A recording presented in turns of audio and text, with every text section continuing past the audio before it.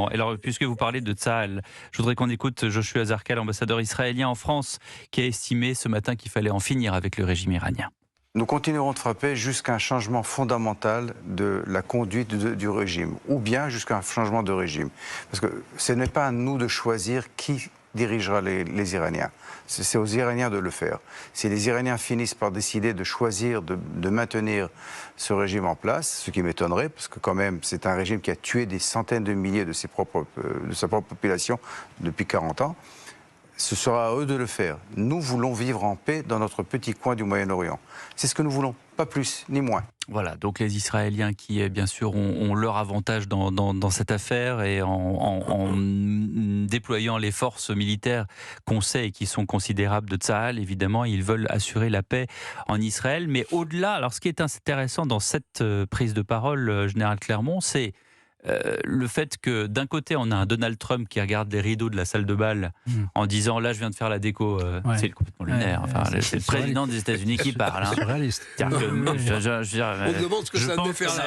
C'était pas dans les prompteurs. Hein. Je n'ai jamais vu ça dans l'histoire des États-Unis. Je pense que même ni Jimmy Carter ni personne qui longtemps a été considéré comme le plus mauvais des présidents américains, ni un truc comme ça. Bon, au-delà de ça. On a un Trump qui d'abord est très très très avare sur qu'est-ce qui va se passer, comment on va frapper, et qui aussi, et ça a été également le discours du Pentagone avec le général Kane et Pete Hegseth, qui ont dit et après les Iraniens pourront choisir leur nouveau régime.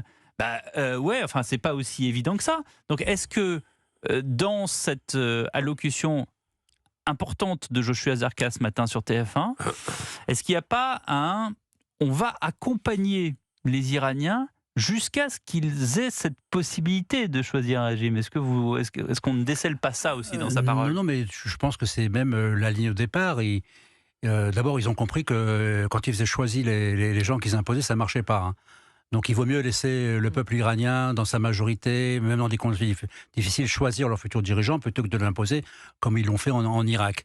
Donc oui, ça sous-entend cette affaire-là, mais ça sous-entend aussi qu'ils iront jusqu'à ce fameux changement de régime dont ils ne ça peut durer pas encore tous des les éléments. Alors je ne pense pas que ça puisse durer des années. Pourquoi ? Parce que l'opération militaire est tellement violente qu'elle va casser tout le système, à la fois militaire des gardiens, mais également le système politique, et que donc c'est les conditions. L'opération militaire, c'est une condition nécessaire, n'est pas suffisante. Mais ça veut dire, parce que tout à l'heure, encore une fois, Pierre Lelouch a comparé à la chute du mur de Berlin. Moi-même, j'ai fait cette comparaison avec Gilles Kepel au Grand Rendez-vous dimanche. Est-ce que ça veut dire, en gros, que, oui, on va voir les gardiens de la Révolution déposer les armes et dire voilà, maintenant on se soumet à soit des élections démocratiques qui seront gérées de façon provisoire par le fils du Shah d'Iran? Est-ce que ça sera, j'allais dire open bar pour les Iraniens qui décideront ce qu'ils voudront pour la suite du régime? Est-ce qu'on peut s'attendre à cette caste, cette entité extrêmement féroce, également religieusement, que sont les gardiens de la Révolution? On les imagine très très mal déposer les armes quand même.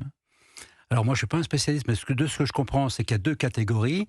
Il y a les idéologues, et puis il y a les affairistes qui sont encore plus corrompus que les autres et qui chercheront... On en revient à l'argent, c'est terrible. On en revient à la fragilité de la nature humaine, exactement. Donc ce n'est pas un bloc unique.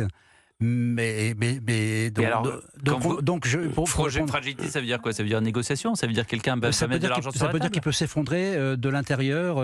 Parce qu'en plus, ces gardiens de la Révolution ont accumulé énormément de richesses. Ça veut dire quoi? Ça veut dire qu'on leur en laisserait? Il peut se disloquer, le corps peut se disloquer, surtout que Trump leur a dit, écoutez, on vous laissera la vie sauve, si vous vous rendez, on vous garantit une belle vie, mais ça ne va pas se passer comme ça.